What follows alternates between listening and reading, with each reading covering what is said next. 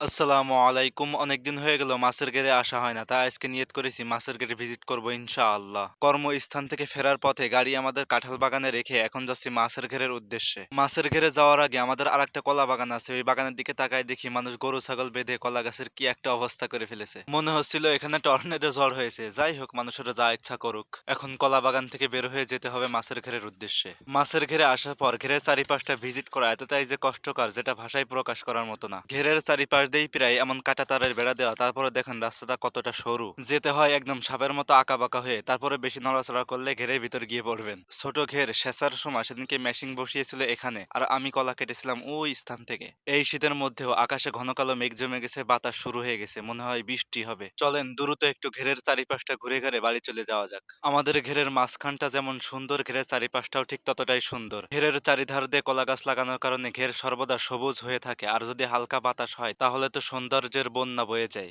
আপনি প্রকৃতি প্রেমী হয়ে থাকলে কোনো এক বিকেলে ঘুরতে আসবেন, তাহলেই বুঝবেন এখানকার সৌন্দর্য কতখানি। হালকা মেঘ হয়েছে, সঙ্গে হালকা বাতাস, ক্যামেরার থেকে খালি চোখে আরো বেশি সুন্দর লাগতেছে। অনেকক্ষণ ঘুরলাম, সঙ্গে অনেক কিছু দেখলাম। সম্পূর্ণ ভিডিওর মধ্যে সব থেকে কোন অংশটুকু আপনার ভালো লেগেছে অবশ্যই কমেন্টের মাধ্যমে জানাবেন, কারণ এর মাধ্যমে বুঝতে পারবো আপনারা কতটুকু প্রকৃতি প্রেমী। মেঘ আস্তে আস্তে বাড়তেছে, এখন উচিত দ্রুত বাড়ি চলে যাওয়া, কারণ কোন সময় হঠাৎ করে বৃষ্টি চলে আসে বলার মতো না। আর আমাদের যে রাস্তা, হালকা বৃষ্টি হইলেই কাদার মধ্যে থেকে আর নড়তে পারবো না। আমার কাছে ঘেরের সব থেকে এই ভিউটা বেশি ভালো লেগেছে। আর আপনার কাছে কোন ক্লিপটা পছন্দ হয়েছে সেটা কমেন্টের মাধ্যমে জানান। আজ থেকে 15-20 দিন আগে আমি এই গাছ থেকে পাতা ছেড়ে খেয়েছিলাম।